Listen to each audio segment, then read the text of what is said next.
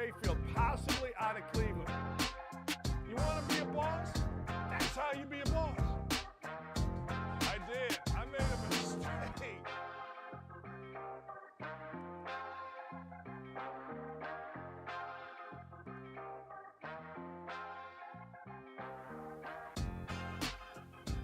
Hey, welcome. What are you doing? How are you? Nice to see you. It is Don't At Me. We have a sassy new intro, which I really like. My latest calamity, I have a pump on the side of our house. Now, I want you to think about this. So I've got a pump that I just put in. Cost me $6,000 because our house is down a hill. And to pump the crap, literal crap out of my house, you need this industrial pump. Yeah, it went out. So there you go. So I got no water, I got no toilet, I'm downstairs doing the show, and I got guys coming in upstairs, and I had to leave a sign out that said, hey fellas, come on down.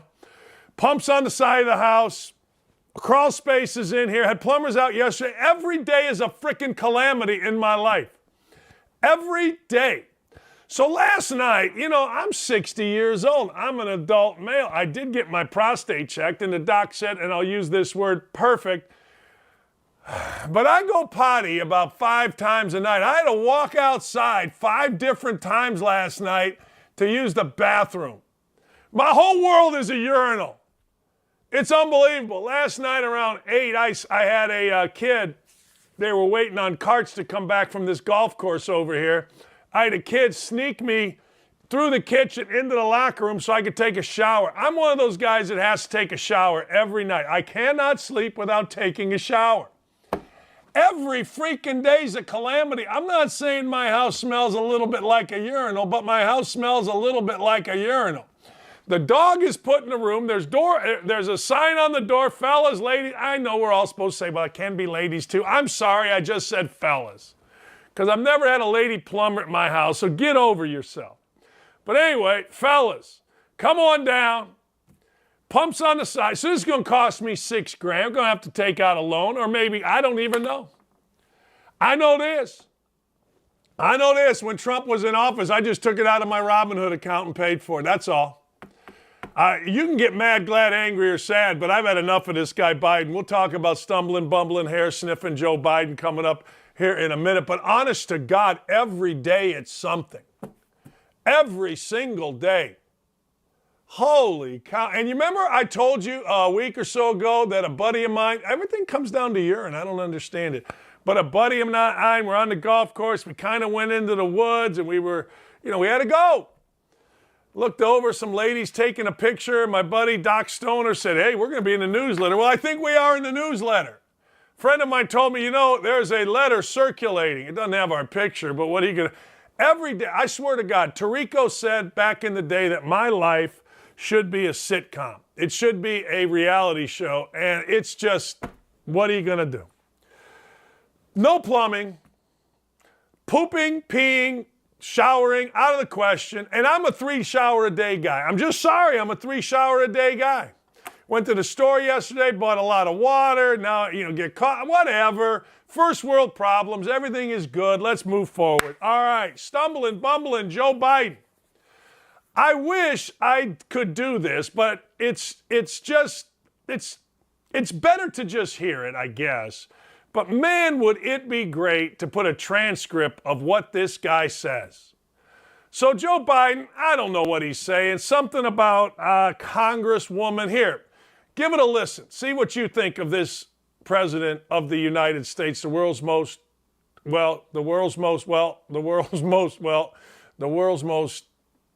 powerful man right here.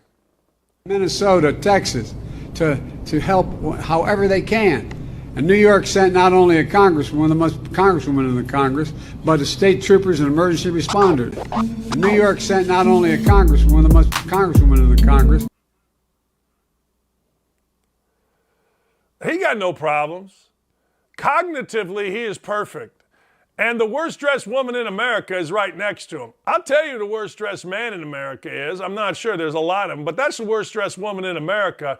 And that dude can't even talk. Congresswoman. Is Congresswoman's Congresswoman. Yeah. This is Congresswoman. All right.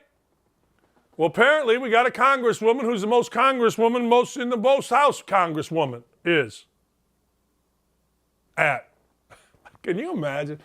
Seriously, I just want you to go in the yeah, there it is.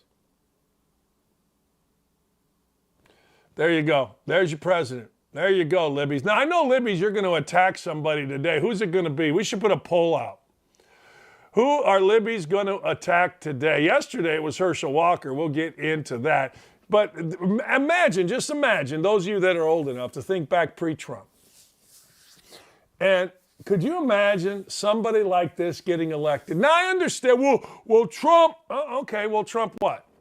I mean, well, you know, I don't know. What Trump do? I've always said I don't care about the background of the people in office. You all have forever. Well, you know, he had an abortion. Well, you know, that's great. I mean, I've known, because I actually studied this, that presidents have been dirtbags for 1,000 years. We keep talking, not 1,000, you get my point. We keep talking about my buddy Toby asking about Dale. That's pretty funny. A couple of years ago, I had a party at my house, and I got this big friend named Dale. I'm not going to say his last name. He gets hammered. I mean, he's a wreck. Marches downstairs, and I had to bring the Roto-Rooter people out to the house. So my buddy Toby is saying, hey, Dale back out at the house. I don't think that's it, but you never know. People will sneak in here and drop stuff. Thanks for watching, Toby. But anyway, I don't care whether you're stooping Marilyn Monroe. I don't care. It does not matter to me. Not even a little bit. Well, character counts. Well, if character counts, nobody that's ever been named president should be president. What can I tell you? Because the only way to get to be president is being lying. Hell, we had one president, Obama, never had a job. Dude never had a job. Community organizer. I'm a community organizer. Guys, let's go play pickleball today. So I don't care. It does not matter to me. Not even in the slightest. Doesn't matter. Well, they can make deals. Yeah, well, while John F. Kennedy was stooping his way through Hollywood, he did make deals, I guess. I don't know. Hey, man, keep the economy purring. Trump did that. Stock market up. Trump did that. Gas prices down. Trump did that. I don't want to hear the word inflation. Trump did that. That is all I care about. You guys can care about all the made-up things that you act like you care about. Well, you know, global warming. Ah, great. Well, you know, we got to be green. Ah, okay. Green. Now, I told you what I care about. You can care about all your things. I care about all my things. Free country. I care about what I care about. You care about what you care about. But I like this. How about Donald Trump? Donald Trump is suing CNN. I think more people, myself included, should sue media outlets. Let's see Donald Trump. Why is Donald Trump suing CNN? Let's see the quote from Donald Trump. Or his lawyer, not Donald Trump. Man, my eye's bad down here. Let's see the article or the quote from Donald Trump's lawyer. Beyond simply highlighting any negative information about the plaintiff, Donald Trump, and ignoring all positive information, CNN has sought to use its massive influence, purportedly as a trusted news source, to defame the plaintiff in the minds of its viewers and readers for the purpose of defeating him politically. Is there more to that? I think there might be.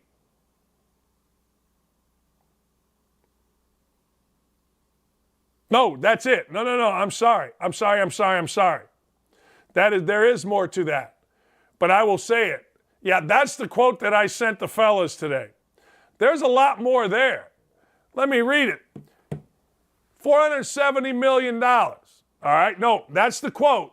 He's suing for $475 million, defamation, punitive damages. Here's what he's saying that CNN called him: racist, which they did, Russian lackey, which they did, insurrectionist, which they did, and Hitler, which they did. Now, I don't know. He's a public figure. Maybe a public figure is open for that type scrutiny. I don't know. Maybe he is, maybe he isn't. We're going to find out. But I like the fact that he's fighting back. It always seemed wrong to me. Like, nobody whines more than media guys. I got it here in Indy. I come at them, so they whine, they cry. One guy even accused me, if I, quote, had the stamina, to being an Antifa marcher a few weeks ago, one of the sports writers here in Indianapolis. He said Dakich would do it if he had the stamina. What? What are you talking about?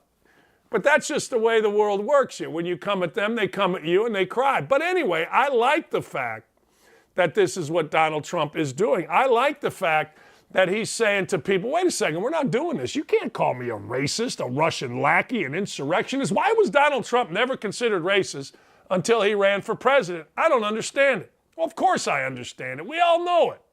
We all know it.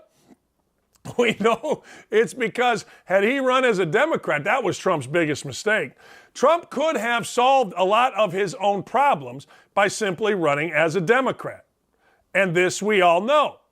That's not a big mystery. It's not a mystery like, hey, Donald Trump as a Democrat would have been the hero. But he ran as a Republican. And when you run as a Republican with a liberal media that is distasteful, distruthful, and dishonest, this is what you get. So I'm curious. Maybe he gets thrown out in 2 seconds. I don't know. Maybe it goes a long time. Maybe CNN's got to reveal what they are. Maybe that's the reason CNN decided to close ranks and become more central, a.k.a. more honest and not as crazy. Maybe that's why they got rid of Don Lemon's ass and moved him to the morning where nobody watches.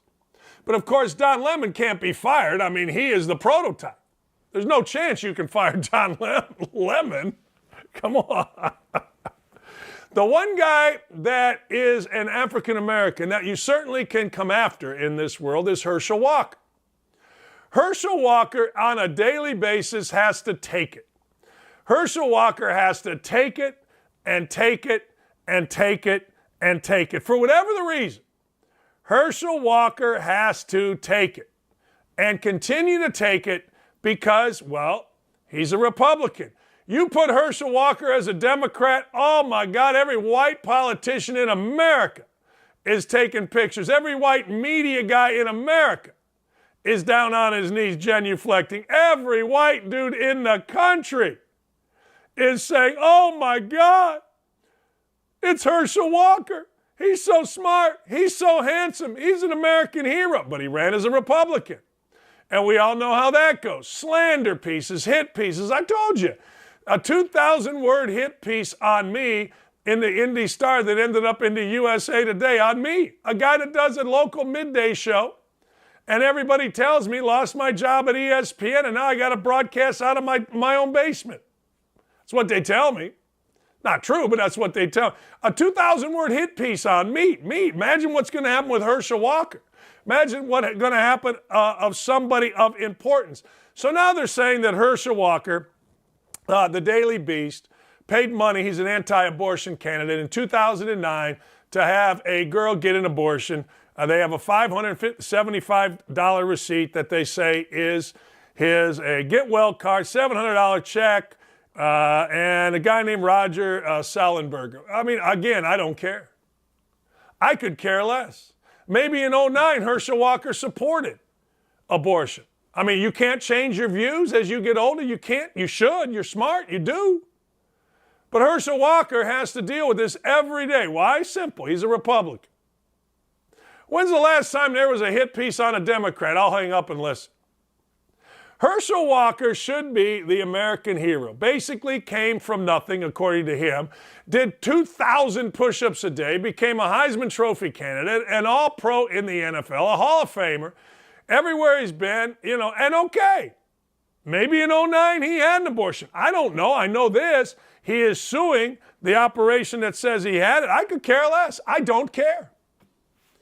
Aren't we supposed to learn and grow? 2009, by the way, ladies and gentlemen, is a while ago. It's 13 years. Herschel Walker said this is a flat-out lie.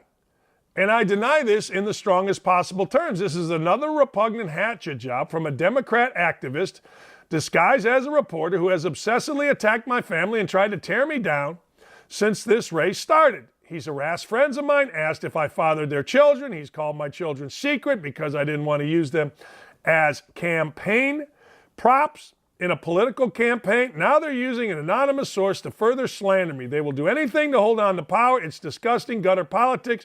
I'm not taking this anymore. I'm planning to sue the Daily Beast for this defamatory lie. It will be filed tomorrow morning. Good for him.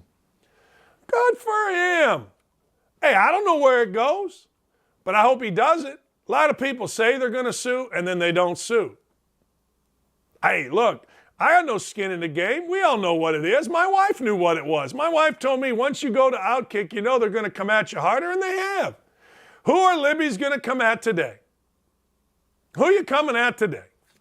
Who are the little Libby's going to get mad about and lie, shade the truth, or whatever words you want to say for simply not being truthful and giving both sides of a person's life? We know. They're not fooling anybody. And if you're smart, you see through it. If you're dumb, you go along with it. That's all I can tell you. But good for Herschel Walker. I hope Donald Trump and Herschel Walker sue. I hope they sue.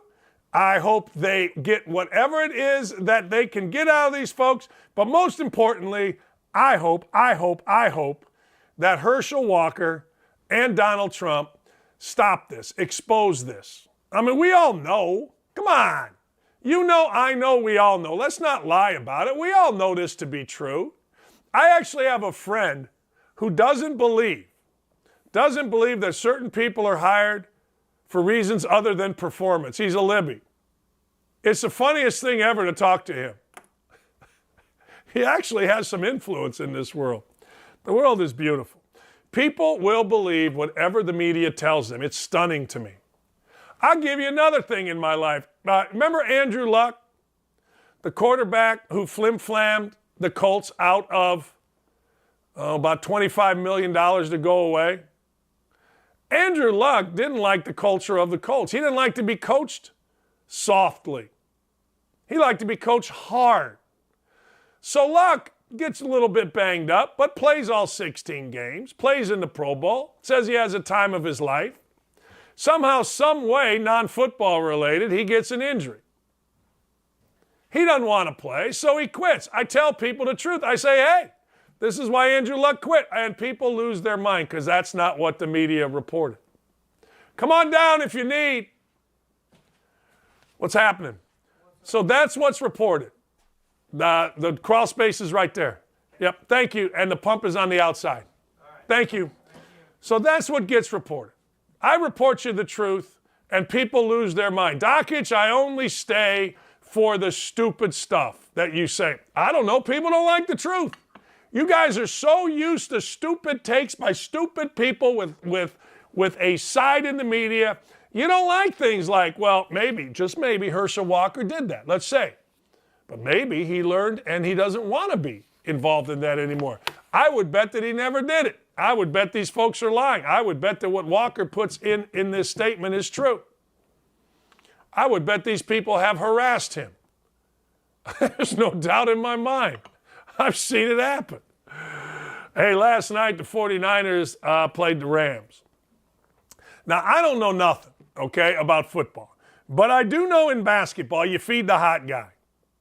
All right? You feed the hot guy.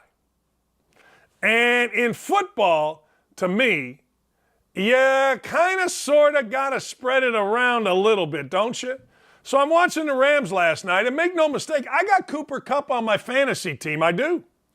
And all I see out of the Rams is one thing and one thing only, and I'll give it to you. Throw the ball to Cooper Kupp or Tyler Higbee. 14 catches this dude had, 122 yards. Throw the ball 48 times, run it 18 times. You're going to get your brains beat out. Jimmy Garoppolo lost last week. Jimmy Garoppolo does what Jimmy Garoppolo does. Jimmy Garoppolo went ahead and got the win, and he got some running. He got 88 yards and 22 carries. I don't know about you, but that's 4. Look at my man Mike McDaniel up there looking like a sorry ass.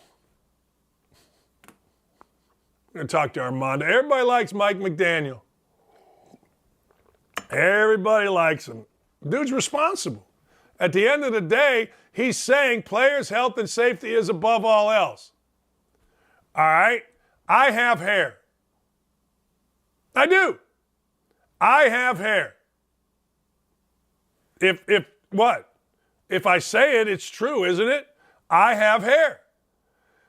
Mike McDaniel saying player safety is above all else. Armando's going to join us live from Miami. We'll talk to him. Jay Feely coming up as well. But last night, I got to tell you, I think the Rams are in a little bit of trouble. They got to find a run game. And, man, Colts fans were all over.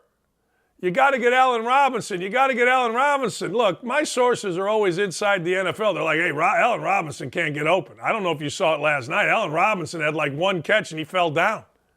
I mean, what are we going to do? Allen Robinson, my backside. Look, I don't know if the 49ers are great. I know they have the Rams number. I don't know if the Rams are great, but I do know this. To start the game yesterday on ESPN, you got lied to. Aaron Donald just signed a 2-year deal. I'm addicted to the confetti. Yeah? Really? Okay, Aaron Donald. Aaron Donald, did he even show up yesterday? It's interesting when guys get contracts. It's very, very interesting. We got a guy here, Quentin Nelson, big contract, hasn't done jack squat. Aaron Donald says, I'm addicted to confetti. Yeah? That's why you came back, huh? Right. Yeah. I'm addicted to, meaning he's addicted to winning. I may give you that. But I'll also give you signing a big-time 2-year deal, making over $20 million a year. That's pretty good reason, too, and I don't fault you. I would like one guy to say, hey, look, man, I got to tell you something. I was going to quit. They came back with me with an offer I couldn't refuse. I couldn't refuse the offer. For those of you too young, that's The Godfather and a damn good not Al Pacino, whatever his name was. A damn good one. No, that was really good. Don Corleone. Why can't I think of the actor's name? It's insane. That's one of my it's my favorite mob movie of my favorite genre, which is mobs, and I can't remember the damn actor's name. I keep thinking Orson Welles, but it ain't Orson Welles. What's wrong with me? Thank you. Somebody, anybody, give it to me. Man, oh man. But anyway, so, all right. There you go. I want one guy. Remember when Phillip Rivers came back to the Colts? 1 year, 2 years actually, but they thought he was coming for 2 years. 1 year, he said, $25 million. If you'd have asked me, hey, look, Phillip or Dan, why are you coming back? What, am I an idiot? I get to throw footballs for $25 million for what, 6 months? Training camp is in, I don't know, August. He didn't go to OTAs. August, September, October, November, December, January, 6 months max, $25 million. Let's say it's 5 months. Colts weren't any good, lost in the first round of the playoffs. 5 months, that's $5 million a month. I'll take it. Just admit what it is. It's no big deal. Just admit it. I ain't mad at you. Seriously. Just admit, hey, look, I'm not going to lie to you. I got to tell you the truth. I came back for the money. I'm sorry. I didn't want to. I wasn't gonna, but I came back for the money. Oh my God, did you see this? Rapper Yee. Marlon Brando, thank you, Aaron. Jeez, what the heck? Rapper Yee was pictured wearing a shirt with the words White Lives Matter on it. I guess Rapper Yee is Kanye. Now, what is this? I saw this the other day. Explain this White Lives Matter to me. Now, I'm not touching it. I've seen guys get fired for saying all lives matter. I understand the Black Lives Matter deal. I do. I understand it. I understand it better than probably any white dude around. And it kind of makes sense to me. But what is this? Candace Owens was with Rapper Yee. I am Talker Sih. That's who I am. That's what I'm going to give him my new nickname. It's on the, I'm sorry, you know where you're going. You talking to me? Yeah, I would say the pump's around the side of the house. Yeah, so your leak's not a water line leak though, right? That was a backup out of that drain. Yeah. Okay. Yeah, you guys put a pump in on the side and they said it's not working. By your pool heater? Yeah, right over there, yeah. Okay. All right, back to the show. Thank you. You got no, hell no, you're good. Hey, that's important. Are you kidding me? This is just me talking. Look, that's what you get when you get this show, people. Outkick signed up for it. What can I tell you? Yeah, there it is. Toilet out of Dakich house. Yeah. So, all right. I get a little sidetracked. So what is this? I'm going to go to the YouTube chat over break here and find this out. What is precipitating White Lives Matter? What is this? I mean, is this because in response? What is this? Why are high-profile African-American folks wearing White Lives Matter shirt? Is this an attempt to bring us all together? We can't have that. If we start bringing everybody together, Democrats can never win. They must divide. Remember Joe Biden? Joe Biden is the great reconnector while calling you and me a variety of names. How about Darren Rovell yesterday saying that anybody that votes for Herschel Walker is a vile person? That's right. Hey, it wouldn't matter. A guy like me that does probably 5 good things for people every day, gets bikes to kids, raises money, gives to all kinds. But I'm a vile person because I would vote for somebody. That's the level of Darren Rovell.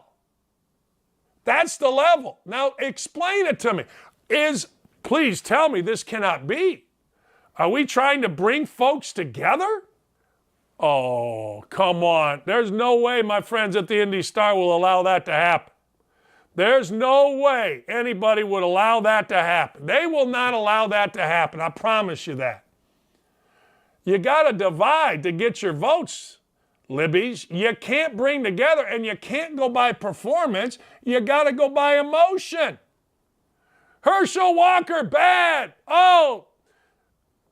Last I looked, we have the most racist president we've ever had, at least in the modern era of presidents. I mean, go back and look what Joe Biden has said and make your own decisions. I don't know.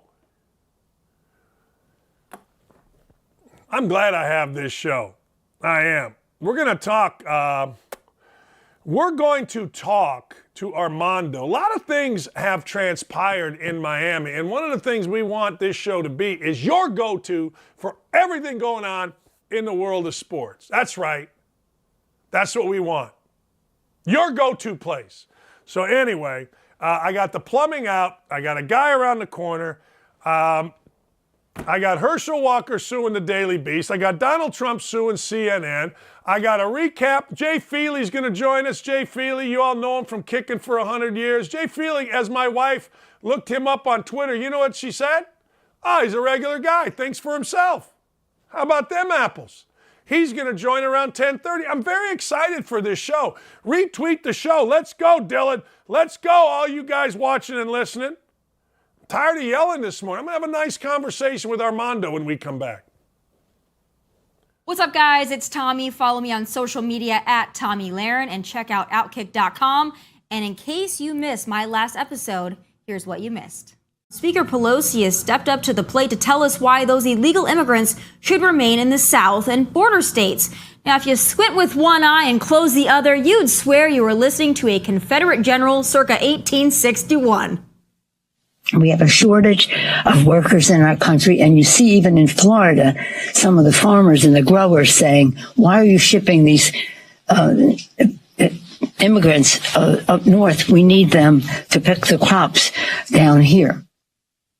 Yes, Nancy just told us the illegals need to stay in the South and in border states because if not, who will pick the crops and do the menial labor? Now, if that sounds racist to you, it's because it damn sure is. And if that doesn't sound like the definition of the American dream, it's because it damn sure isn't. At least not for us folks on the side of public decency. But boys, some of y'all thought it was so egregious when Trump said Mexico isn't sending its best. 5 years later, it's a little different story. We still don't have answers. It's been swept under the rug. You know, if it was some other tragedy that had fit an agenda of some kind for politicians to use for maybe gun control or not, or in that degree, we would see it every year. And this would have been a big thing blasted across the news, but silence again, year after year. And we don't know why. I have my thoughts. I don't feel like what we were given was all the information. In that moment, I can't tell you if it was different types of guns. Looking back on the footage and hearing, I think it was a different type of gun that was used, contrary to what the FBI in official statement released. We have, I'm skeptical of one man being able to bounce between windows that agile, that quick, operating those firearms that well. There's lots of things that happened. Don't forget to tune in tomorrow at 7 p.m. Eastern on Outkick.com, and I'll have some final thoughts.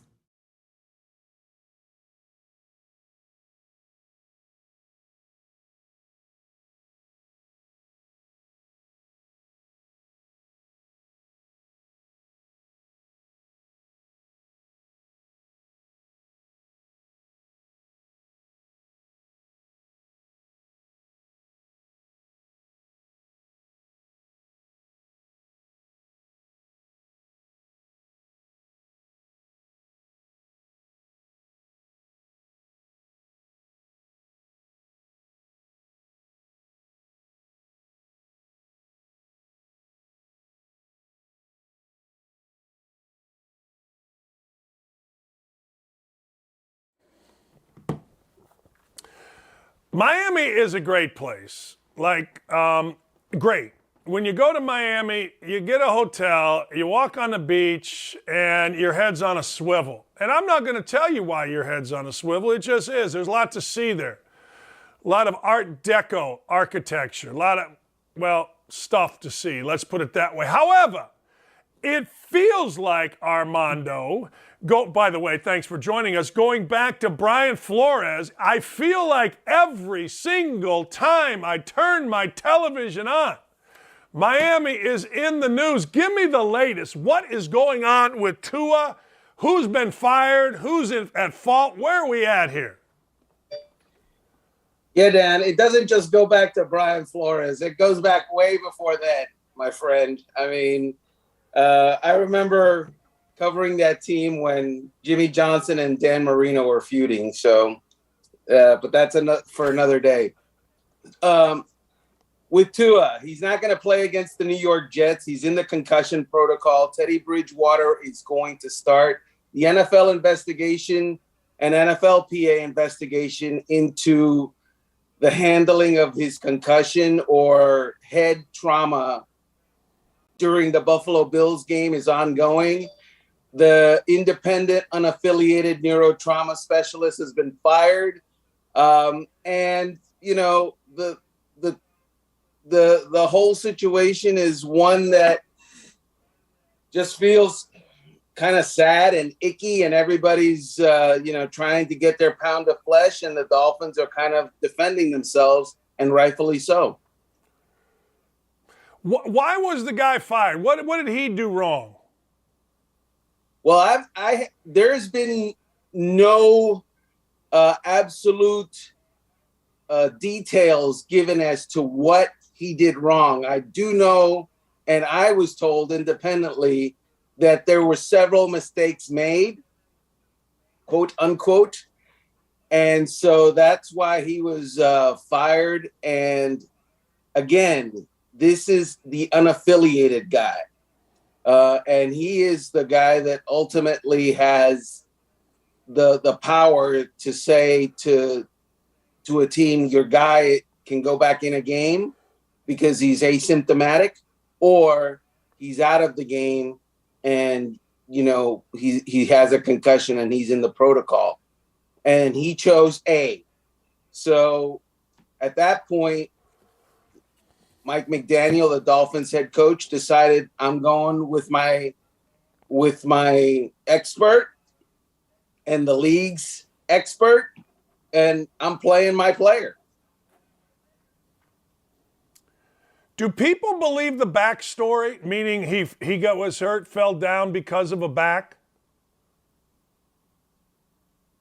Well, I guess it depends on who you ask, right? I mean, different people will have different opinions, and everybody, it seems, has an agenda. I've seen a lot of television pundits. I've even seen head coaches chime in on the topic. The fact of the matter remains that Tua Tagovailoa had a quarterback sneak. He did injure his back. That was a thing. It was on the medical report. And I know that leading up to the game, there was question as to whether he could go or not, based on not any head trauma, not an ankle injury that he was dealing with, but the back. So that was a real thing. And, you know, obviously that was an issue that the team was worried about, and the primary issue that the team was worried about prior to the Cincinnati game. So, you know, here's the thing that's bothered me. In the NFL, you've got to talk, or you got to write out what the problem is, right? You've got to say this is it, and you've got to be honest, or else you face heavy fines and a lot of different things. So I don't understand why all of a sudden, well, I guess I do understand it, but is it a little surprising that so many people are questioning the fact that, you know, the entire Dolphins organization's medical team and independent medical team and head coach and everybody said it was a back? I don't get where people can question that. Yeah, well, here's the thing, Dan. The Miami Dolphins are an easy target in part because they've made themselves an easy target, right? This is a team this is their third investigation this year. You got to remember, there was a tampering investigation, there was a tanking investigation, and now there's this concussion investigation. And they were cleared of the tanking investigation, even though they tanked in 2019. And they were fined, and the ownership was suspended, and a first-round draft pick was taken from them in the tampering of investigation that found that they did indeed tamper with Tom Brady while he was with the New England Patriots and the Tampa Bay Buccaneers, and also with Sean Payton while he was still the head coach of the New Orleans Saints. So when you have an organization that has been under the proverbial microscope, it's easy to, when they're back under the proverbial microscope, to expect the worst. Because, again, there's a culture, or has been a culture in the past, of fudging the rules. It's as simple as that. But that doesn't mean that they're guilty this time. It doesn't mean that the new head coach, with a medical staff, at least a training staff that I'm pretty familiar with and are very straight shooters, it doesn't mean that they tried to fudge anything with Tua Tagovailoa and pushed him back onto a field when indeed, you know, they knew privately or suspected even that the dude's got a concussion and head trauma, but let's put him back in the game because we need him to win the game. That didn't happen. That certainly did not happen. And I don't think this investigation is going in that direction anymore. The investigation is now going in the direction of what can we do to adjust the rules so that when we think a guy is lessened, is traumatized with a head injury, we don't put him back in the game. What do you feel, or what are anybody saying that they did wrong? If the guy had a back, here's what I'm looking at, and you tell me where I'm wrong here. If the guy had a back injury, a legitimate back injury, doctors, including independent doctors, said yes, he's got a back injury. By all accounts, players that talked to him, coaches that talked to him, everybody that talked to him said he was just fine mentally. Everybody says, yeah, the back's fine, you can play. I don't know how you don't play. If they said his back is bad and he can't play, but Armando, where is how is that a fault of anybody? Like the coach is like, hey, I don't know. You guys tell me he can play. I talked to him. He's got, is there any, I look at the guy that got fired as being a scapegoat. You got to fire somebody. Let's get rid of some guy so everybody gets off our backside. But where's the fault here? What are they trying to change, I guess? So, look, the optics of it were bad. Okay, Dan. I think we can all agree on that. We watched the Buffalo game, and Matt Milano pushes Tua Tagovailoa, and Tua, falls on his back and hits his head, basically rebounds against the grass field. He gets up and he kind of, does this cartoon shaking of the head thing, and he's jogging, and all of a sudden he reels and kind of goes to his knee for a second before he's held up by two teammates. He went to the blue medical tent for a head injury. He went into the locker room for a head injury. That's the reason that he was in there and out of the game. He was checked for that. At the point where the independent guy and the team guy, both of them checking him, clear him, what is the coach supposed to do when he's talking to the player is cogent. He's not showing signs of a, we're talking about a quarterback. Some of the Dolphins' offensive play calls are 15 words, and he's making them. And so how do you decide, well, he's been cleared, the doctors tell me it's okay, he's talking to me and he's talking to his team in the huddle, but no, I'm going to keep him out. I know that a lot of coaching pundits, former coaches, and by the way, for most of them, there's a reason that they're former coaches. But I know a lot of them are like, well, I wouldn't put him back in now. Well, you weren't in that situation, and you're not the one that got the A-OK. So, and a lot of these guys, like I know Rex Ryan, for example, he went on ESPN and ripped the Dolphins a new one for putting Tua back in. I'm old enough to remember that Mark Sanchez had a concussion one year under Rex Ryan and played the next week. So where's that?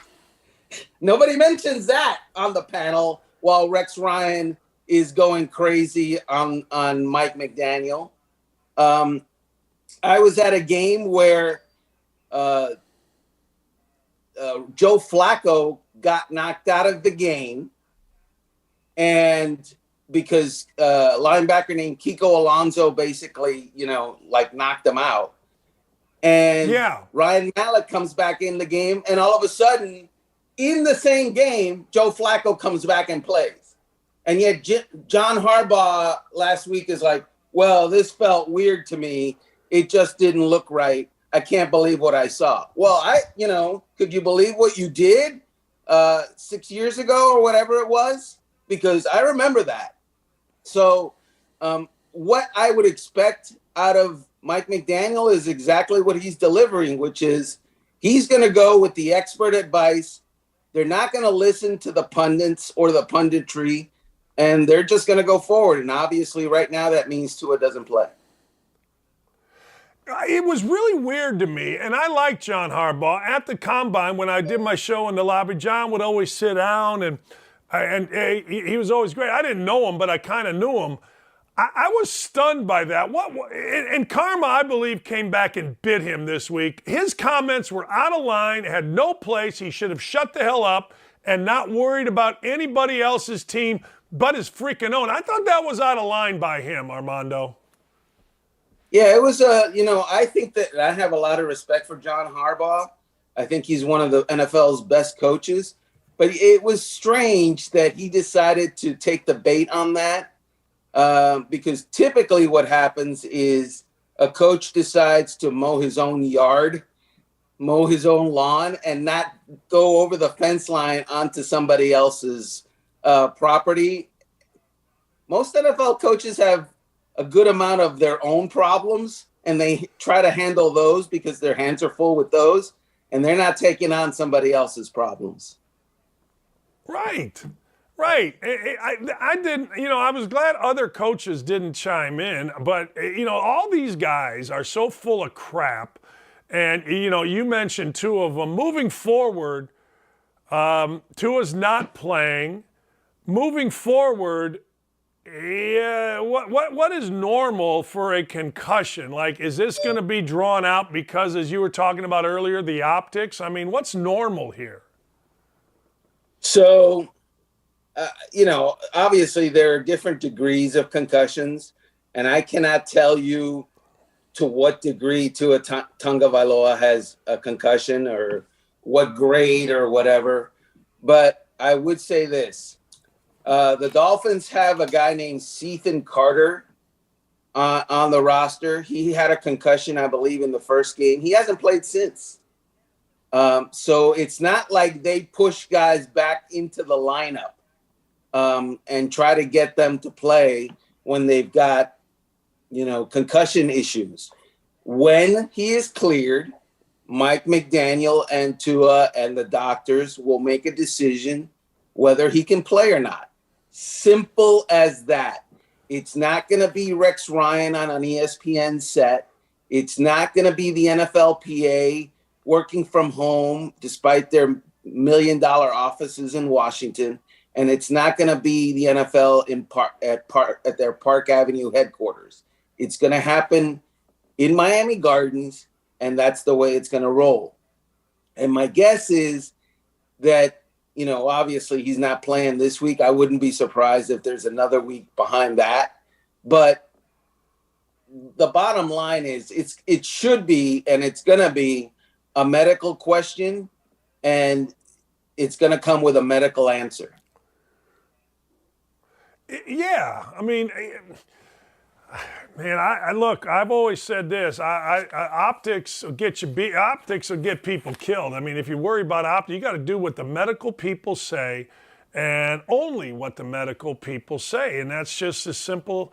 That's coaching 101. Hey, while I've got you, let me ask you a couple things. Doesn't Belichick need to win a freaking game? I mean, doesn't he need to? And how good are the Bills? Well, let me take the second one first. The Bills are a very good team. They've been playing ugly the past couple of weeks. Their offense is not gelling. Their offense is weird. It's built around Josh Allen, as it should be, so that makes sense. But it only revolves around Josh Allen. He's the passing game, obviously, as the quarterback. And shockingly, he's the running game too. And Josh Allen running the football as a safety measure, as a get me out of harm's way on 3rd and 5, and suddenly he's running for 6 yards. That's great. But they're counting on Josh Allen now on called runs to get them 4 or 5 yards. And that's not sustainable, I don't think. Their offense is not where it needs to be. Their defense, is banged up and will be better later this year. But they are not, firing on all cylinders, to say the least. As far as, I forgot what other team you asked me about. The Patriots? Belichick, he's got to win something. He coached a heck of a game last week. There's no rhyme or reason. Yeah, there's no rhyme or reason for the Patriots and their third string quarterback to be taking the Green Bay Packers to overtime. And I was at the Green Bay and Tampa Bay game. The Packers are a good team. They're a talented team. And once those receivers, get some experience under their belt, they're going to be fine, and it's going to be good.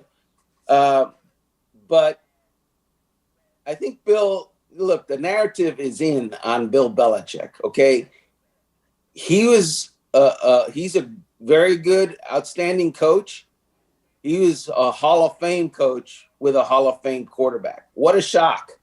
You look at the Pro Football Hall of Fame, every single one of those Hall of Fame coaches, they had Hall of Fame quarterbacks. It's amazing. It's almost like, hey, you have this show because you have microphones. And without microphones, you ain't got, your show is this. Preach, brother. Man. Last thing before I let you go, does Mike Tomlin have his first losing season? Wow, a Karnak question. So I don't know.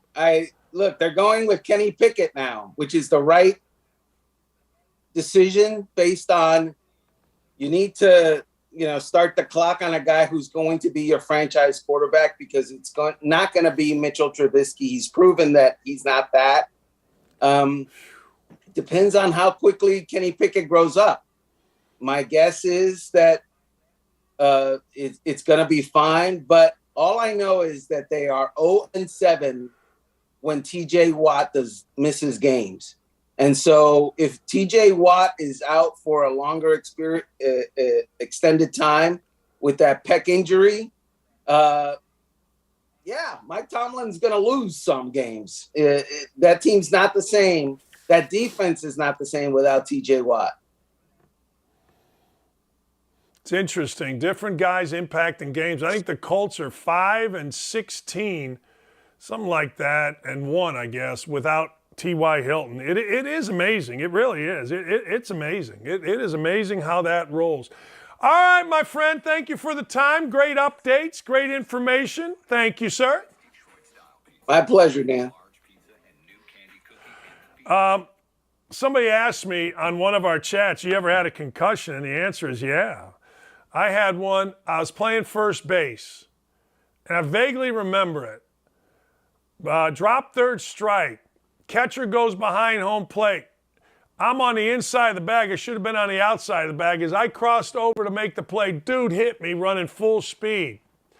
I don't remember going off the field, but I do remember being in the dugout looking at my buddy Harry Jansen going, hey, Harry O. His name was David Jansen. Harry O. was a cop, a detective. And I looked at him, I go, Harry, where are we? He goes, come on, man, we got to go back out. I go, where are we? He goes, what? I goes, I go, Harry, where are we? He goes, Mr. Dakich. This I kind of remember. We go to the hospital.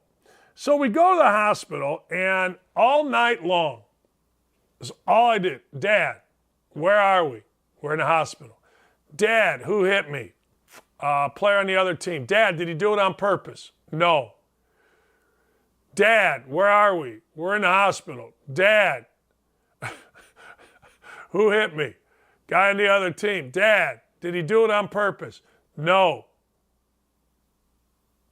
Dad, can you imagine? Can you imagine sitting there? Now that's real love, right? That's real love out of your father to sit there and listen. And I mean, this is all night. And then the next day, I went home, and I was supposed to lay around. It was a nice day. I went outside and shot baskets. I'm not downplaying a concussion. I am giving you my concussion story. Dad, where are we? In the hospital. Dad, who hit me? Guy on the other team. Dad, did he do it on purpose? No. Honest to God. Honest to God. For an entire, so I remember this. We had this gold couch. I'm laying there. Wasn't allowed to watch TV because with the lights and all that stuff. They didn't put me in a dark room. But I'm like, yeah, I don't care. I'm going out and shooting baskets. My mother was horrified. I'm like, yeah, I don't know. The other time I had to lay in a dark room for a week was I got hit in the eye with a soccer ball. Boom. I couldn't see. They put a patch on my eye and made me go into a dark room. That was a lot of fun. I was in 8th grade maybe, I don't know, 7th grade. Imagine whatever age you are there, you got to lay in a dark room. I remember listening to Burt Jones beat the Bears. I'm going to look that up because I think that was the opening game of the year. And I think Burt Jones kicked the living crap out of, out of the Bears. I was a big Bears fan. Concussions are no joke. I just got hit by some guy. I think his name was Scott Reed. Concussions are no joke, man. They are no joke. But I'll tell you this. I'm glad I never had to sit in the daggone Dad. I got one also. I slipped. I had about 28 in the game. We had back-to-back games in a holiday tournament. I slipped in the shower, banged my head. I kind of didn't know where I was. They took me to the doctor. Doctor said, he's fine. I got about 30 the next night. But hey, I digress. We all get hit in the heads as kids, right? We all get hit in the head. We do. Like I always said, kids should wear helmets. Just wear a damn helmet everywhere you go. My wife subscribes to that right now. She says I should wear a helmet.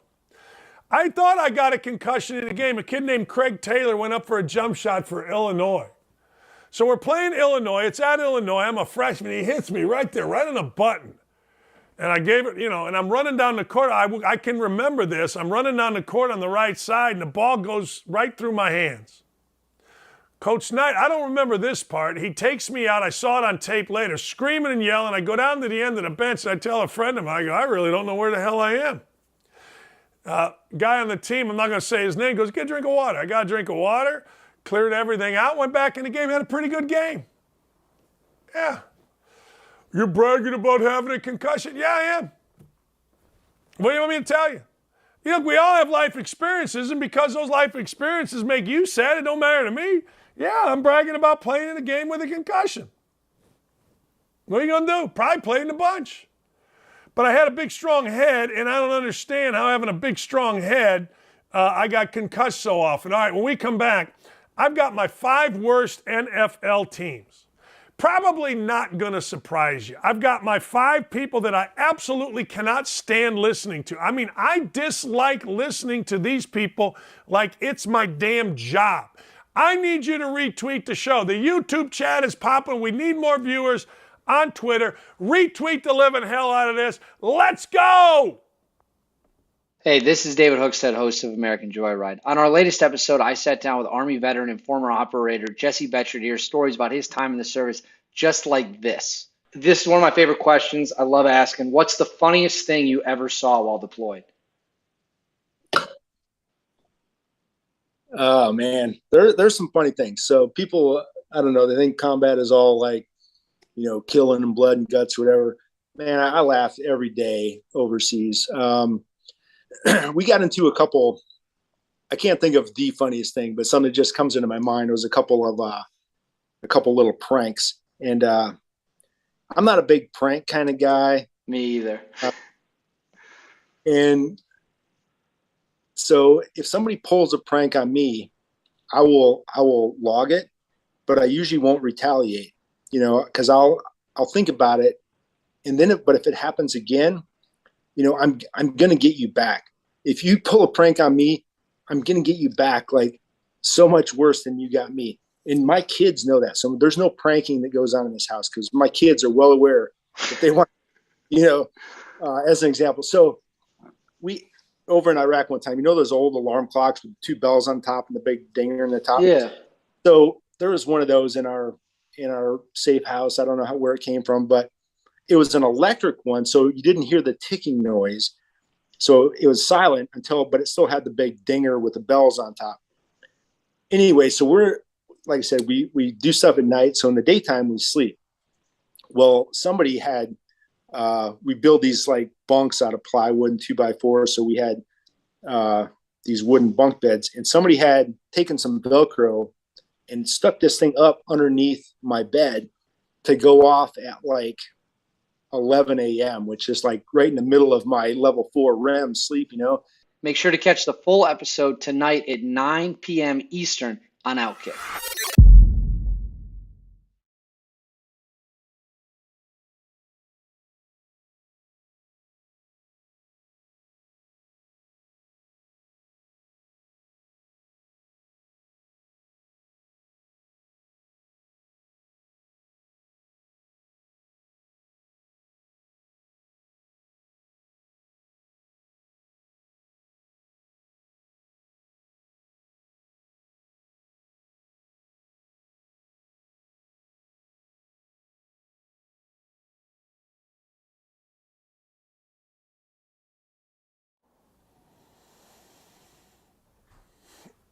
Hey, welcome back. Look, here's the deal. I have a guy working feverishly around the house right here, and I mean feverishly. He's in, he's out. I thought I heard water pumping. So the Dakich household right now has no toilets. None. I said this last night. I had to sneak over this golf course over here. One of the cart guys took me down through the kitchen so I could take a shower. And, yeah, it ain't great. It ain't great, but, man, people are working feverishly right here, and I love it. They're getting it done. LD Smith Plumbing is here. Yeah, we're making progress, baby. I hear you. Thank you. Seriously, I'm telling you right now, it is always something in my world. And in my world, when I say always something, I mean always something. I got my top 5 for Tuesday today. I got to tell you, the worst broadcast that I've ever seen, we all know the worst broadcast, and I'll get into this, is the Candace Parker, Seth Davis, Rex Chapman. But I'm going to get into who I don't like listening to. But let's talk about the worst football teams in the NFL. Now, I'm going to go here, and any one of these teams, if you wanted to argue with me, you could flip them if you wanted to. You seriously could. You could flip them. And you could say to me, hey, look, I think 5 is 1 and 1 is 5, and I wouldn't argue with you. I wouldn't. But number 5 is the Commanders. The Washington Commanders, look, they've lost a couple in a row. They beat the Texans to start the season. They're minus 34 points, 4 points against. Their quarterback, Carson Wentz, just keeps getting absolutely blasted. And when I say blasted, I mean blasted. And the truth of the matter is, I don't see where there is anyone, anytime, anywhere, where there's something that we can say, look, this is going to get better. A couple of these teams, I think it can get better. Like, I think the Colts can get better. I'm not sure about the Lions, but I do think even the number 1 team, the Texans, can get better. But I don't see where anything involving the Washington Football Commanders gets better. Like, they can't play. They've given up. Listen to this. So they've given up 36, 24, 25. Now, 36 to Detroit, 24 to Philadelphia, and 25. Here's the problem. So the defense has been better, okay? But here's the problem. 8 and 10 in their last 2 games. 8 points and 10 points. Now, look, I'm no genius, but I know you got to do a little bit better than that. And the problem you have is Carson Wentz is still being Carson Wentz. He's only completing 62 of his passes in the league, where 70% is not great. It's good.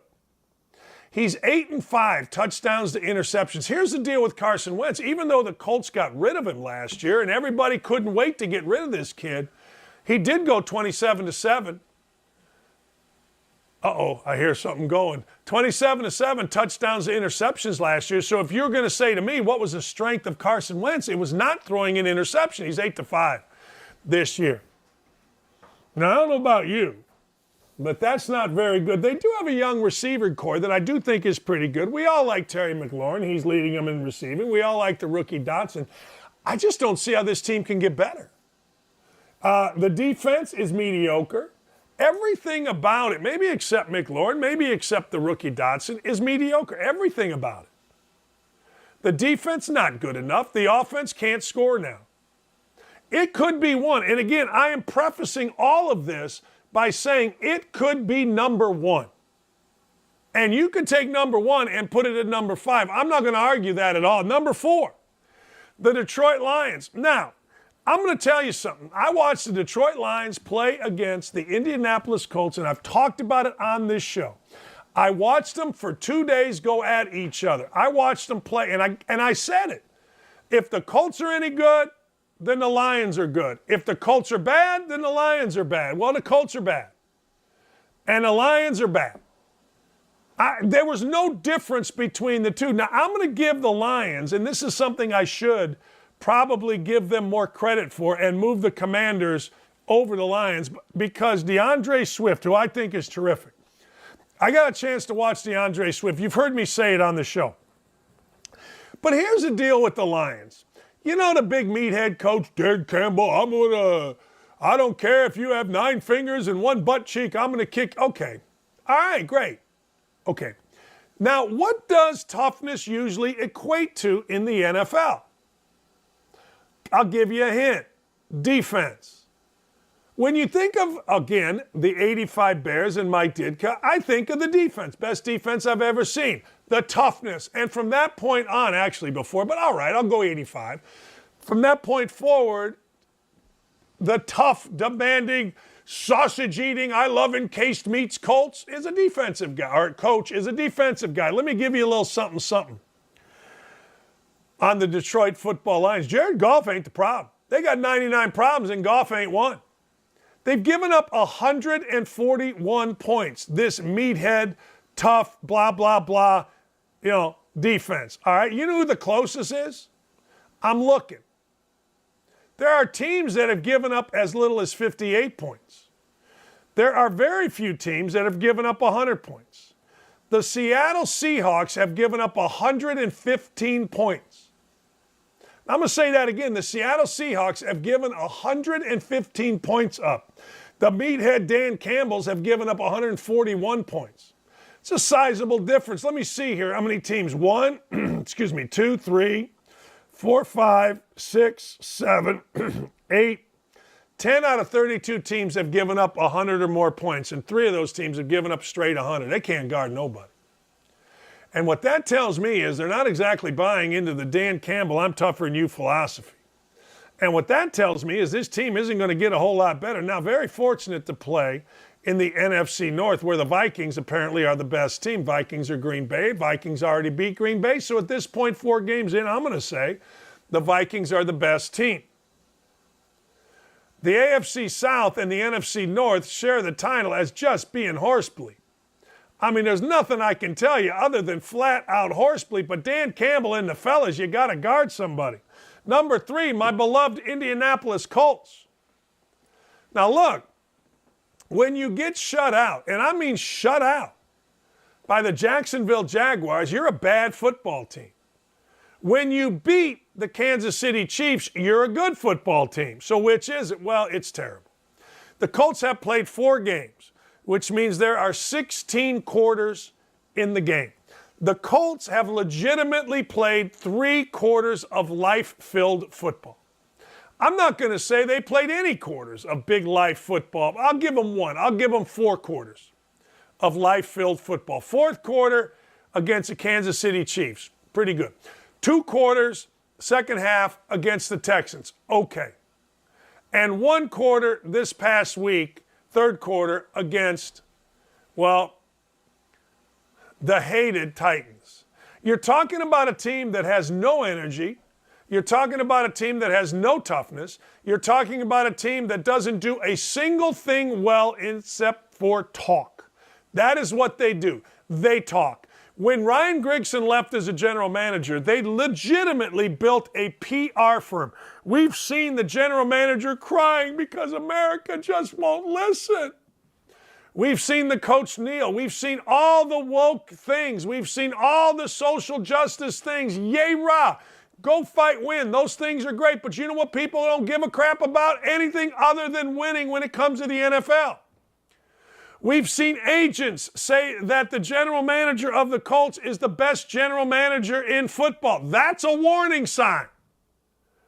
We've seen the media say that the general manager of the Colts is the most accommodating. That's a warning sign. I want Ditka. I want Belichick. I want toughness.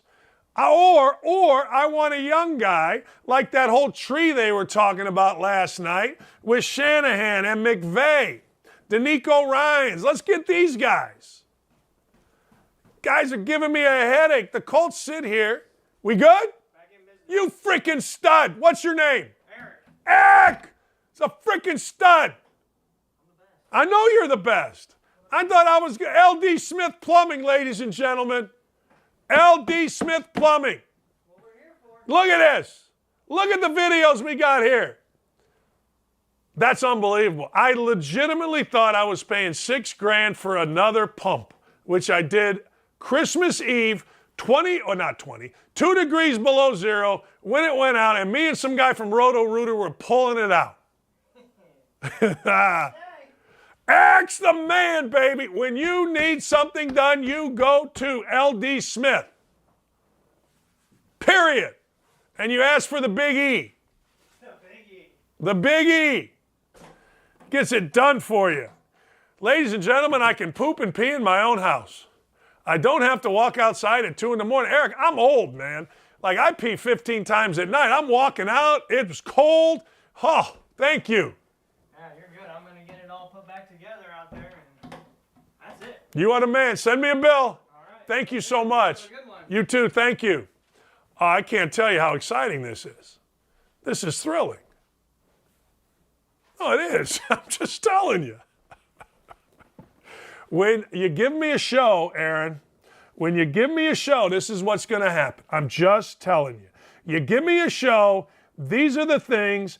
Eric Burgett, freaking stud. Stud! All right, can I get back to something else? The Colts. Let me give you a number. 14. 14. That's the number of points per game the Indianapolis Colts scored. Now, you got to understand something here. That's the lowest out of 32. There's 32 teams in the league. In the NFL, there's 32. There's not 42. There's 32. And you know who the worst scoring team is in football? The Colts. Who got the better deal? Who would have thunk this? Let me give you something here. Who got the better deal? Did the Atlanta Falcons get a better deal by bringing in Marcus Mariota? Oh, I think so. Oh, I absolutely think so. You know how psychotic I am? Now I got to go to the bathroom. I've done the whole show, haven't had to go to the bathroom. Now, because they fixed my pump, they fixed my toilet, they unclogged my drains, I got to go to the bathroom. I'm not going. I got to be tougher than my bladder. We continue. Anyway, 32 teams. The Colts are 32nd. 32nd in scoring. Come on. Marcus Mariota, I don't know. I think he's playing pretty well. Last I looked, they've won a couple in a row. Last I looked, my thing that I told you about, that Tom Brady not making the playoffs, might come true. Do you know how many points Marcus Mariota has put on the NFL? Can I tell you? 103.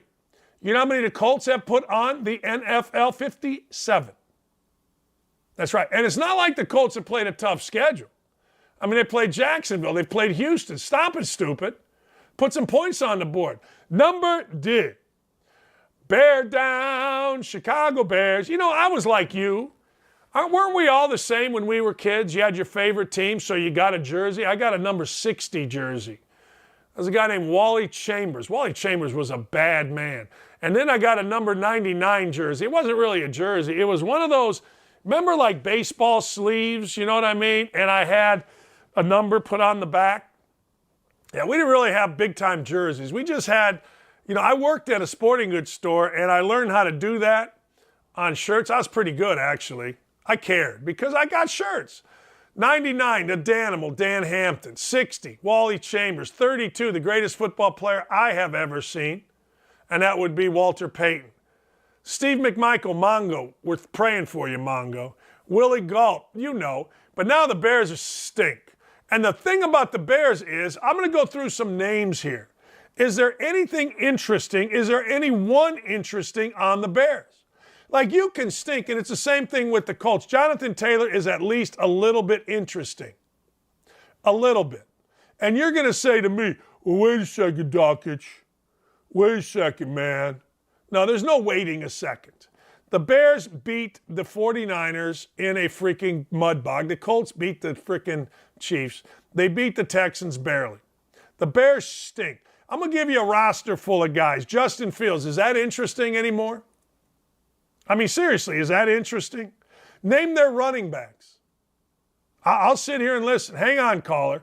Khalil Herbert had a pretty good game the other day, but nobody knows Khalil Herbert. Darrington Evans, David Montgomery. David Montgomery got to be 72 years old. Name a wide receiver.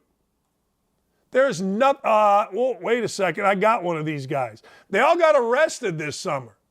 Darnell Mooney. I got him on my fantasy team. If you're on my fantasy team, you basically stinks. Just telling you. I'm just saying.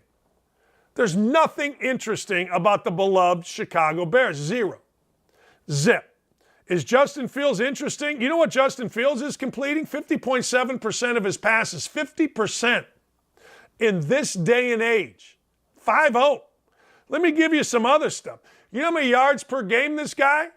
117. Never forget. Yes, he was good at Ohio State, so we'll give him that. But never forget he couldn't beat out Eric Squeaky Fromm. He of the hot mom. Ooh, that rhymes. Eric Squeaky Fromm. He of the hot mom. Me likey. Yeah. All right, ladies and gentlemen, drum roll, please. You know who it is. I don't have to tell you. A lot of you thought it might be Jacksonville. But no, Jacksonville got the advantage. The Urban Meyer bump. Jacksonville's fine if, ladies and gentlemen, Trevor Lawrence can hold on to the ball and not turn it over 5 times in a game. I believe Jacksonville has a chance to win the AFC South. I did not believe that, but I'm believing it now. So the number one, the worst team, the worst of the worst, ladies and gentlemen, the Houston Texans. Here's why. You're going to say, well, Dan, the Houston Texans tied with the Colts. Yes. You're going to say, Dan, I agree with you. Yes. You're going to say, Dan, the Commanders are worse than the Texans. I can't disagree. You could put any one of these 5 teams, shake them up right now. It may not stay this way. I think the Colts can improve. But I don't think the Houston Texans can. I think I'm going to back up a second. Yes, I think they can.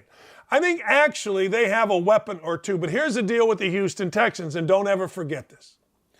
When you coach against the Texans, you know one thing and one thing only. You've got to make damn sure that you give them the opportunity to lose. That's right. They're going to play hard. Nico Collins is emerging as a wide receiver. Brendan Cooks is fine. Damian Pierce is a nice back. And the quarterback, Davis Mills, was better last week. All good. The defense should be better because Lovie Smith, he may not know everything, but he knows his way around a defense.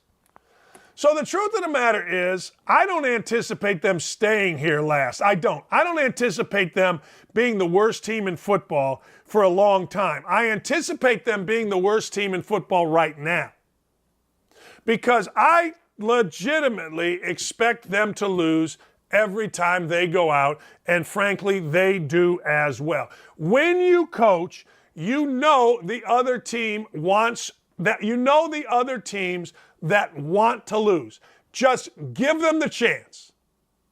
Just give them the chance. All right. Argue amongst yourselves. All right, here's the deal. I got people I don't like listening to. I love the media. I always have. I don't care what you say. I loved Howard Cosell. I liked O.J. Simpson when he was in the booth. I had no problem with any of those guys. I loved it. I always watched and listened to announcers. Pat Summerall, right? Tom Brookshire. They were great. They were fantastic.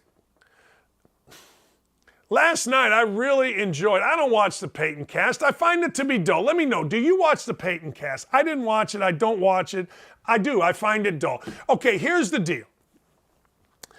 The worst of all time, and it will never be matched, is the god-awful pairing on, I think it was True TV or TBS, Seth Davis, who is horrendous, doesn't know his ass from third base relative to basketball.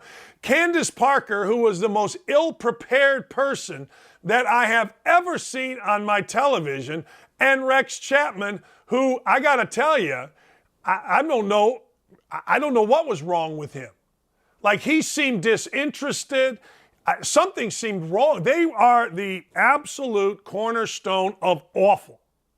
Matched only by the Thursday night crew of Richard Sherman, Tony Gonzalez, Andrew Whitworth. Michael Smith was okay. So let's take those guys out of the equation. Last night, a guy said, I hate Dakich. When he does a game, I mute it. Well, I don't do games anymore, so you don't have to mute it anymore. But he did say he's spot on with the Colts. Great. We all get it. Dakich is a genius. If you just listen, good things will happen for you. This I promise. But there are 5 people I cannot listen to. Number 5, I've told you this before, Tom Brady. Man, this is sad. I heard an interview with Tom Brady as I was driving a few weeks ago, maybe a month ago, from Columbus. And Tom Brady was really interesting with Howard Stern. I enjoyed listening to him. And the interview had been taped. It had been out for a while. So I'm sitting there going, hey, all right, okay. Well, Tom Brady now has become a whiny little batch. And when he speaks, I think of this. I think Joe Biden. Hey, little girl. Give me all the 15-year-olds over here. Remember he just did that in a press conference with the Braves? Come on. When Tom Brady speaks, I think he's getting over on me. I can't listen anymore. This is a boring list. President Obama's never had a job. Now I want you to think about that. The man became president by being a damn community organizer. Hey, you guys, you go play basketball. You guys over there, we're going to play kickball over there. You guys go protest something at City Hall. That's what the dude was. So I'll give what he lacked in any type of job experience. Like, he never really employed people. As a good friend of mine who owns a bunch of car dealerships said, the dude never had to make a payroll. Never had to make a payroll. But I'll give him this. What he lacked in experience in literally anything, he made up for in BSing the troops. Not the troops, literally, us. This is a saying my father used to have. The circumference of the circumference leads to the hope and dreams of the circumference. Oh, wow, Obama said it. The dude says nothing. He means nothing. He stands for nothing. He wants it written right here. He wants every little thing to be on a wall. And by God, white guilt has put him and his speeches on everything. He says nothing. Even 30 Rock, written by the most liberal people in Hollywood, make fun of Obama and the fact that he says nothing. See that? When guys do this, I declare today is the declarance of the declarants. What? Huh? Next on the list, George W.H.C. Bush. George W. Bush. Well, you know, I just... It was every single discussion with George Bush was like it was off of a teleprompter, and I believe that we should do what it is that we just should do and did. Awesome job during 9/11. Made the country feel strong. Best first pitch in the history of baseball. George W. Bush is a man's man. He's been through it, baby. He's been through the ups and downs of addiction. He did what every man's man wants to do, and you know what that is. He bought a Major League Baseball team. Yeah, that's what we all want to do. Don't at me about it either. Don't at me about it. George W. Bush, man's man. But man, I cannot stand listening to hear him speak because it seems to be on a teleprompter. Numero dos. Heels up, baby. Heels up. Camilla Harris. Some woman put that on my Twitter timeline, and I think it was the funniest thing that I heard. Even our boss, Aaron's like, that's one of the funniest nicknames I've ever heard. Heels up. Jennifer, I think that was you. Jennifer's smart like that. She's on the YouTube chat. Hey, old heels up will get you through. Look, when that woman talks, it's high comedy. Seriously, I mean, it is high comedy. The community is a community that we all think should be a community, and if we all come together as a community, the community will thrive as a community because the community needs. Or we're going to say white people don't deserve anything because equity. Your house blew up in a hurricane? Can't help you. You're white. equity. She's legitimately, in my world, she's got to be smart. Like, I forgot to do this. I wanted to look her up because I guarantee you she's got like every degree in the world. Like, I guarantee you she is the first African American, even though it's head scratching, Panamanian and Indian. She's also the first Asian American. All right. Well, let's see here. Heels up. Where's her education? She went to Howard. Oh, never mind. Howard's good. Good friend of mine was the president there, Dr. Sidney Rabeau. Love that man. University of California, Hastings. The hell is the University of California, Hastings? It was the first law school in the University of California. Oh, okay. Now, somebody tell me, has an extensive background. Kamala Harris is listed as number one, then a bunch of dudes. All right. Cal Hastings. Heels Up doesn't even have the education that I thought she had. I thought Heels Up would have like Harvard. I thought she would parlay things into like Harvard or Yale. They're dying to take Heels Up. But Heels Up is the worst, absolute worst, except for her boss, Joe Biden. Sniffing Joe, racist Joe. The worst president in the history of the United States. He legitimately took a great economy, tanked it, all because I don't even know why. Somebody explain to me why. Why would Joe Biden do this? Why would Joe Biden tank the most robust economy? He tanked it. What was he thinking? He is legitimately, and people are too stupid. No, they're smart enough. There's no way you all can go through 4 more years. I understand people love their political side. I understand. I do. But this is the worst president, certainly of my lifetime. This is the worst president we've ever seen. And the worst speaker. This guy cannot even speak. Can't even speak. I don't know what to tell you. Clay Travis. Joe Biden's the worst president of my lifetime. I agree. He tanked the best economy of our lives. There was inflation everywhere. Stock market down. Let me go the other way. What did Trump do that people disagree with, Clay says? Well, he had the best economy of our lives, true. No inflation, I've said this. Record employment for people of all races, surging stock market, secure border, low crime rates, cheap gas, peace in the world. But some lady is, the absolute worst president of our lifetime is this guy. And we got to actually listen to him speak. We play it all the time because listening to Obama speak is like, Kamala Harris is high comedy. Let's be honest. When you listen to Kamala Harris, you're like, it's the funniest thing ever. When you listen to Joe Biden, you go, man, how many people like Joe Biden voted for Joe Biden? Racist, dumb, out of it. How in love are people with their party?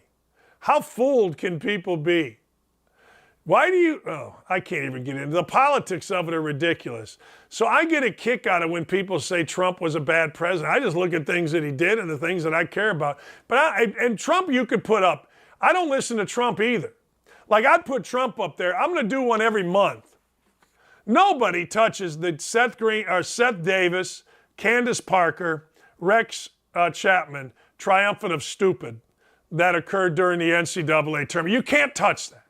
Now, Richard Sherman, Andrew Winningham, or whatever the hell his name is, Tony Gonzalez, and there's somebody else I'm missing. They're trying. They're trying like crazy. They're awful. They're turn your TV off, go watch 30 Rock awful. But these five are it for me. They are it. And as you can see, I want to make sure we got everybody included, right? We didn't just go all black. We didn't just go all white. We got to be inclusive. But I didn't even care about that. When I put these people together, man, oh man. All right, I love Jay Feely. Get out and get to Jay Feely's Twitter account. You're going to see a real guy. Former NFL kicker Jay Feely joins us next. Hey, it's Hutton from Outkick 360. If you couldn't catch the show yesterday, here's what you missed. The chase has been building for the Braves all season, trying to catch the Mets. And, if the Braves lost, the Mets would win. And if the Mets lost, the Braves lost. Right around the time they were trying to catch them. And they finally got them head-to-head here. It's a shame it's not to end the season. They've got, 3 games left against now the Marlins. But the Mets need the Braves to slip up, and now they lose can't. 3. I mean, it's not going to happen. The Braves aren't losing 3. The Mets aren't winning 3. The Braves have to lose all 3, and the Mets have to win all 3. Yeah, the Mets host the Nationals. I just looked at the odds. The Braves are minus 160 tonight. Luzardo is a good pitcher going for Miami. He's part of that. The Mets are minus 380 against the Nationals tonight. I did not look at the pitching matchup. And that would be for the Mets to win it outright? Yeah, they have to win it outright because now. There's no such thing as a one-game playoff anymore. No, there's the Braves tiebreaker. The Braves own the tiebreaker. I hate that. My big takeaway this weekend, guys, I'm no longer convinced that Aaron Rodgers is going to completely figure things out with his receiving core throughout the year. I just assume because of his greatness and back-to-back MVPs that it wouldn't be an issue, and he'd figure it out pretty quickly. We're still early in the season, and the Packers are 3-1. So this is by no means saying that the Packers are necessarily in trouble, but there are some concerning things. I know Belichick postgame said essentially got beat in overtime because Aaron Rodgers made some throws that only Aaron Rodgers makes, and we were in decent position, but he made the plays late. I'm not seeing enough of those plays early, though. Aaron Rodgers yesterday in the game, if I can pull up the stats. He did have a guy open late. Was it Dobbs that dropped 21 that for 35. Yeah. Not a great percentage. We're discussing the sports topics you care about from every angle. Catch me, Chad Withrow, and Paul Kuharsky each weekday afternoon, 3 to 6 Eastern, right here at Outkick.com. Stay with us on the Outkick Network.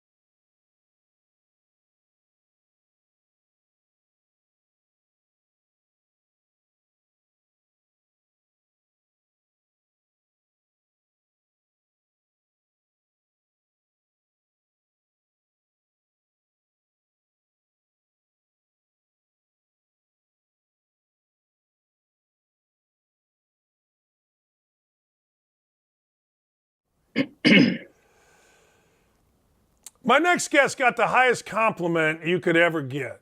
Like those of you that know me know my wife is a legend, a legendary coach at Syracuse, a legendary player at Toledo, many halls of fame, and a legendary mother and now wife to me for the last 7 years. I said, hey, Lee, I'm having a guy that I really like, a guy named Jay Feely, who was a longtime kicker. I want you to look at his Twitter feed.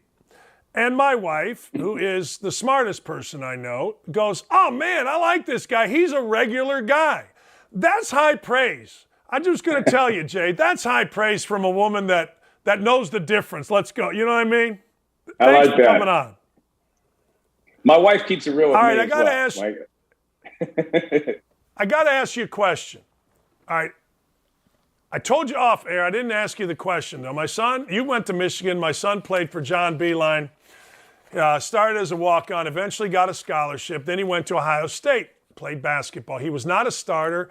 He was a guy at 6'2" that worked his way into playing a lot. As a father, I played for Bob Knight. I coached for 25 years. I've never been more nervous than when my son was playing. Okay, but I've always said this. I could not imagine being the parent of a kicker. I think being the parent of a kicker would be the worst freaking parental job ever. How did your folks handle it? Well, here's the interesting thing, Dan. My son is at Arizona State right now as a kicker. So I'm going through it right now, and my dad played football in college. My grandpa played football in college. You can see behind me, I got one of my grandpa's balls when he got his 400th win as a college coach, coaching basketball at St. Thomas in Minnesota. And, where it's a family of coaches. And I think you're right. There's no question. It's so hard when you're sitting there watching your son because, you have no control. When you're out there and you're playing and you miss and, you get crushed, and Saturday Night Live does a spoof about me like they did with me. And, you got to go back out there. Like, that's just part of it. But when it's your son and you want the world for him and you want him to make all the right decisions, you want him to work his butt off and get rewarded for that work, it's so hard to sit back and just watch and just hope that he gets the opportunity, to hope that he makes the right decision, that, he performs when he gets that opportunity.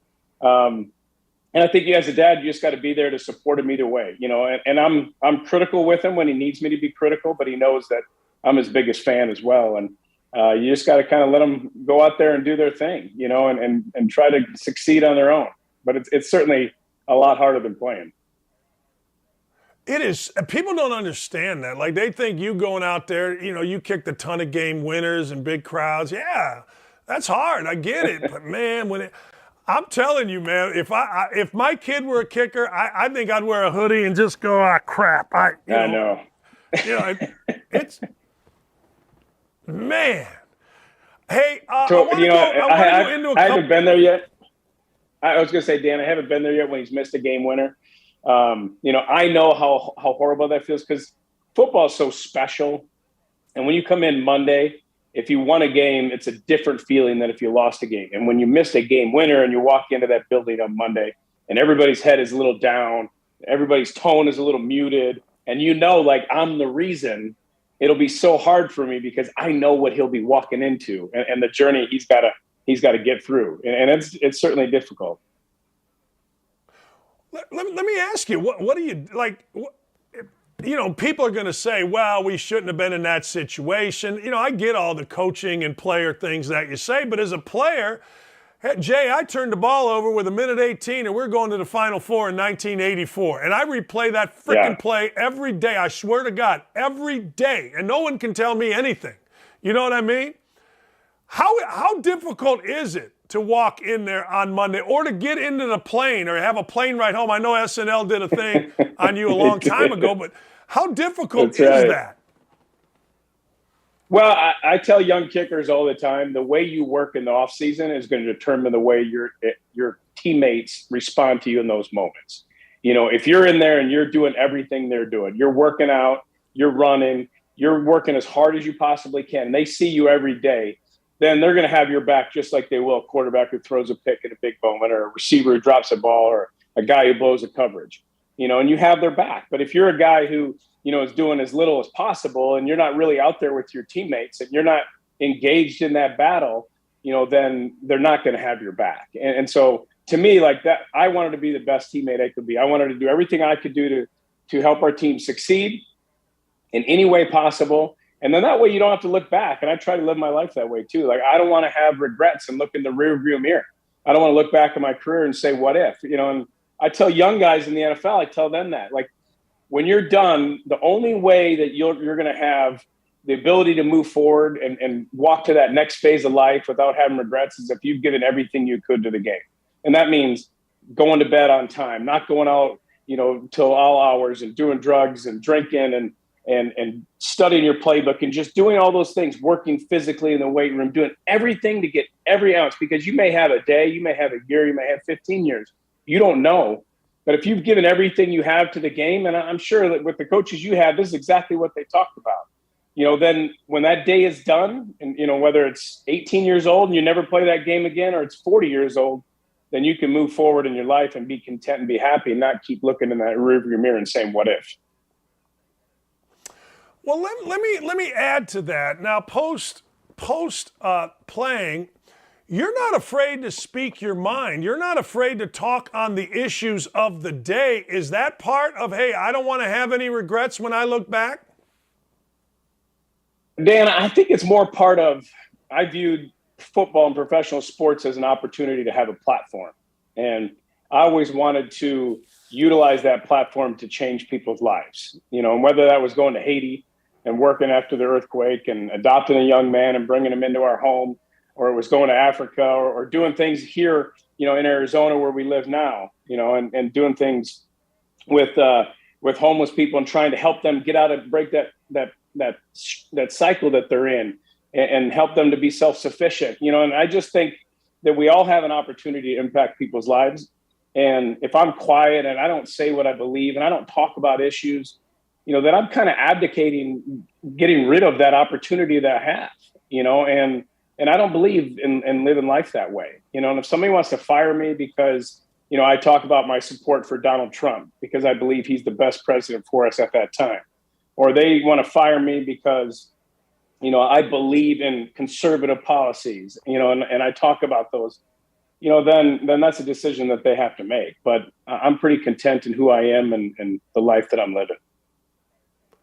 Well, let's talk about that. You have been, on the conservative side. I left ESPN to come here because I'm 60 years old and I didn't want to look back and say, you know what, I didn't like the way the country was going and I shut up just to take a paycheck, broadcasting Big Ten games. So I get what you're saying. How much blowback have you had from former NFL players, maybe from bosses, because of your politics?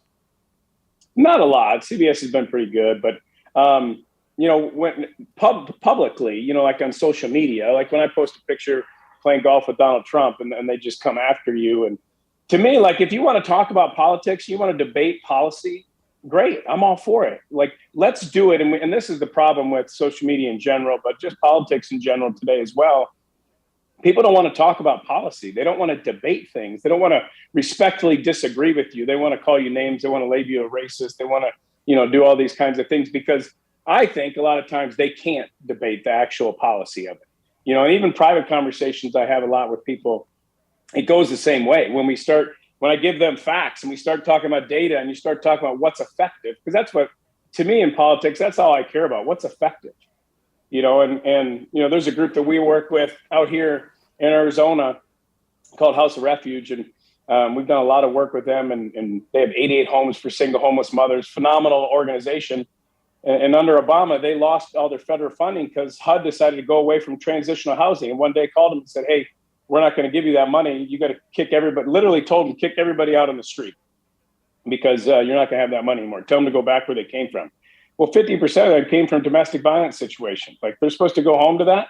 And so we started doing all the private funding. We kept them going and got a lot of great people from the Cardinals to all kinds of people here in Arizona, business people to donate. And we kept them going. And to me, the big issue was that they were super effective. Like, they had a 90% success rate of helping somebody who was homeless go through this program and be self-sufficient when they left, and then be somebody who added to society, not just had to take from society. And to me, that's a program that should have been not cut, but it should have been put all over the country.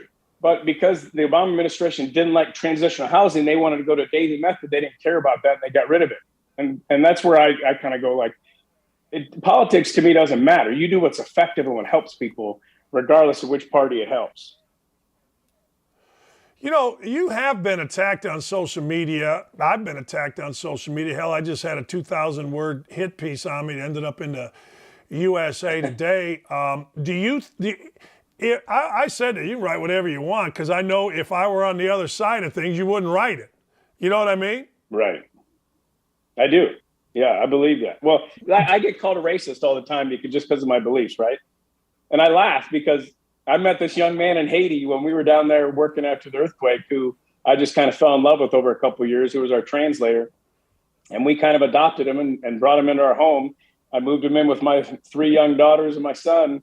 He moved in with us in Arizona, and he's been our son since then and put him through college, and he's doing phenomenal, and he got a college degree, and despite speaking English as a second language and bought a home and got married, he's doing amazing. And so when people say that, I just kind of laugh at them, and say, what, just think about yourself and think about how you utilize your own assets to help somebody else? Have you done that? Because if you haven't done that, then everything you're saying to me is just meaningless.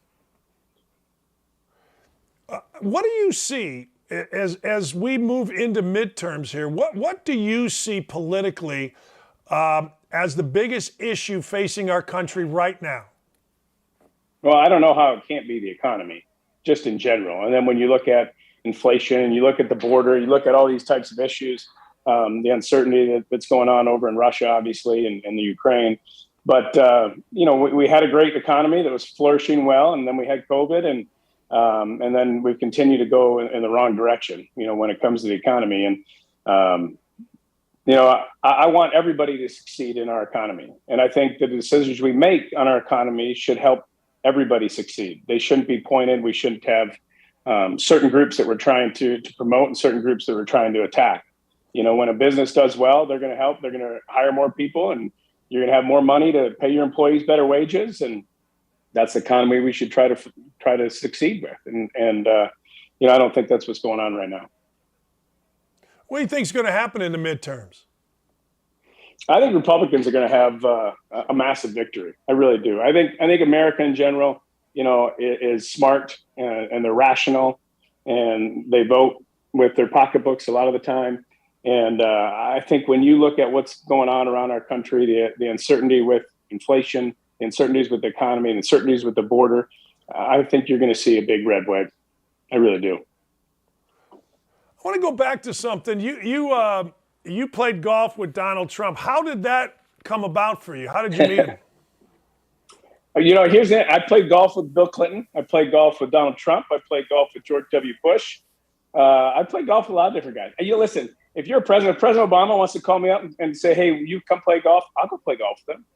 Absolutely. I'd love to play golf and pick his brain and ask him, what he really believes and why he advocates for that and how he thinks that's going to have a better impact on our country. Like, I don't understand people who, hate other people and don't want to listen to other people and hear their reasons and their rationale.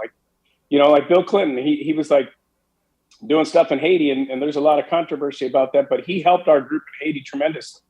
Well, why wouldn't I accept his help? I've had conservatives criticize me for doing stuff with Bill Clinton. Well, he helped us put solar lights into a community, a deaf community that we built 500 homes in there. Why wouldn't I do that? Of course I'd do that.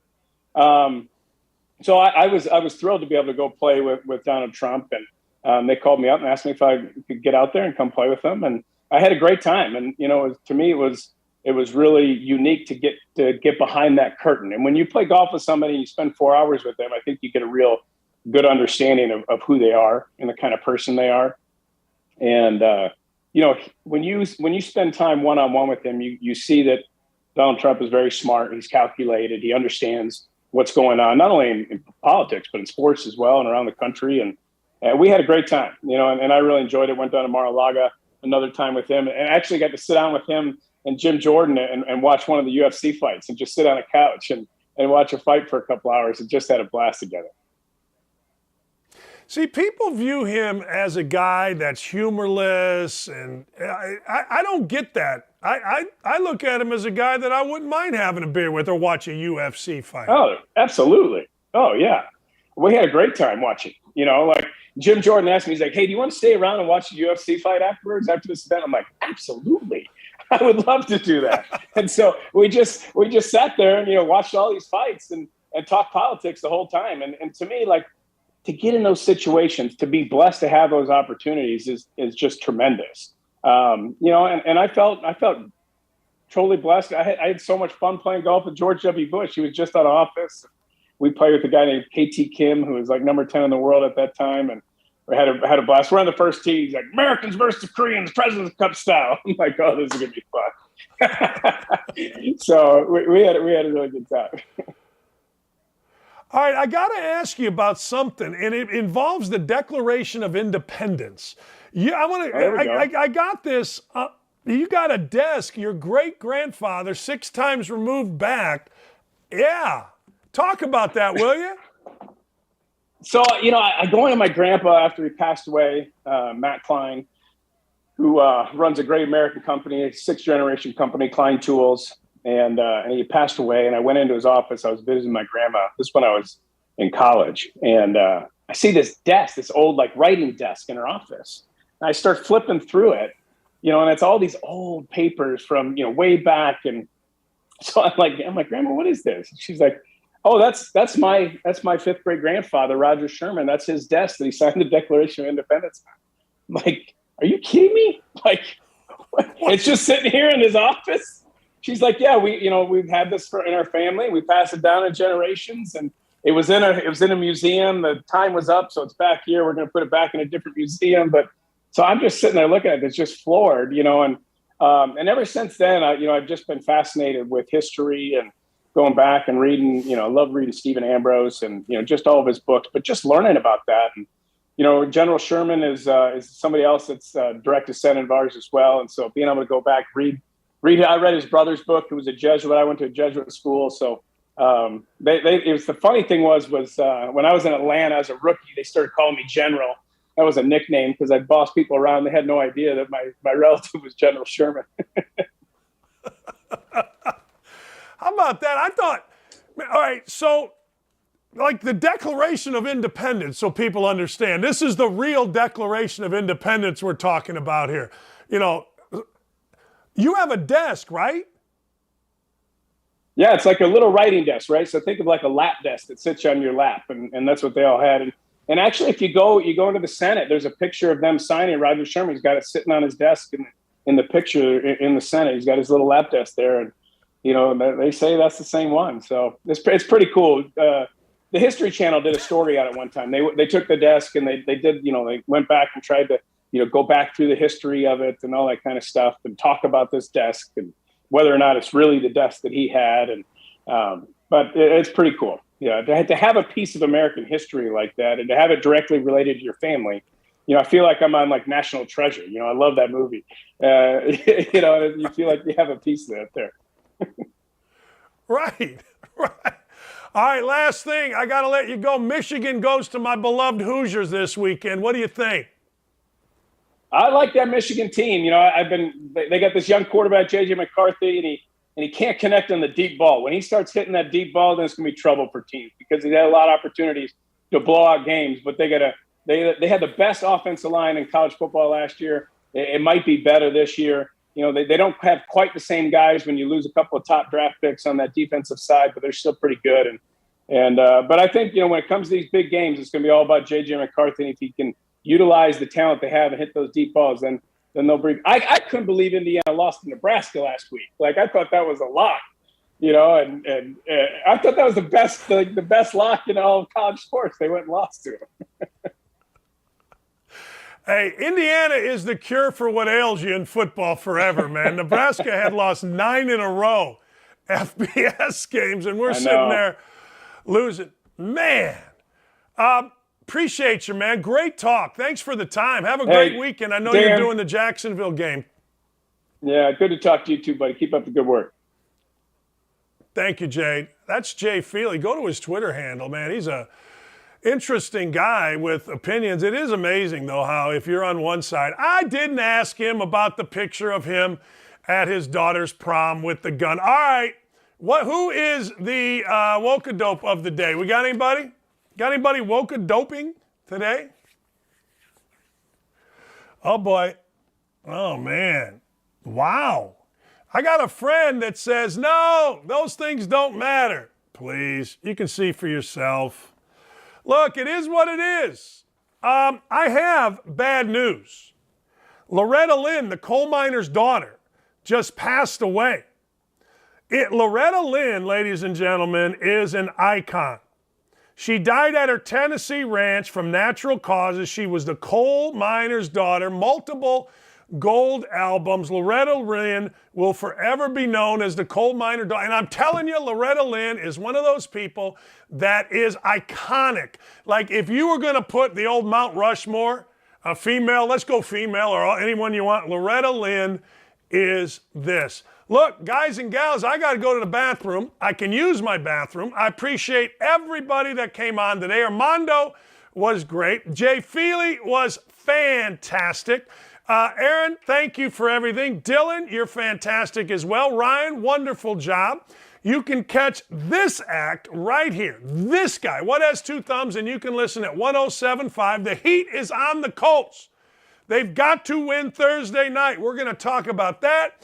Our general manager and our coach, their best friends are coming at them. The media, they're crushing them. I'm going to talk about it from noon until 3. If my boys are watching back at the studio, I will be in. I wasn't going to come in if they didn't get my toilet fixed. They got my toilet fixed, so I am coming in. Thanks to everybody for watching. We will see you tomorrow right here on Don't At Me for What the Hell Wednesday. See you.